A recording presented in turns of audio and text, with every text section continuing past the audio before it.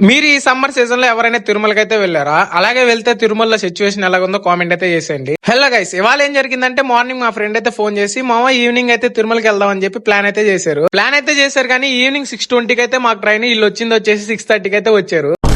అట్టుంటది మరి మా ఫ్రెండ్స్ అంతా ప్లాన్ చేస్తే. సరే అలాగైనా సీట్లు రిజర్వేషన్ అన్నా చేసాము, కాదు జనరల్ అయితే వెళ్ళాము. ఒక్క సీట్ అయితే లేదు. సరే ఎలాగో తిరుమల వరకు నిలబడి వస్తే తిరుమలలో రాగానే మన కాలు పెట్టగానే వాన అయితే పడింది. అట్టగుంటది అనమాట మన దరిద్రం.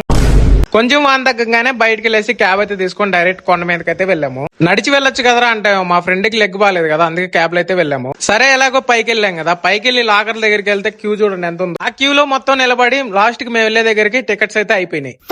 ఇంకా చేసేదేం లేక బయట స్టే చేసాం నైట్ అంతా. ఇంకా మార్నింగ్ లేసి నేను మా ఫ్రెండ్ అయితే టోకన్ తీసుకొని టోకన్ లో బ్యాగ్లు అయితే సెట్ చేసాము. ఇక్కడే పెద్ద టాస్క్ ఉంది. మేమైతే దర్శనానికి టికెట్లు అయితే తీసుకోలేదు, డైరెక్ట్ సర్వదర్శనానికి అయితే వెళ్ళాలి. ఇప్పుడు సర్వదర్శనానికి వెళ్తే మాకు 24 hours అయితే పట్టింది. ఇలాగే మీ ఫ్రెండ్స్ లో ఎవరైనా ఉన్నారా? ఉంటే కామెంట్ అయితే చేసి ఉంటా. మరి బాయ్ మామ.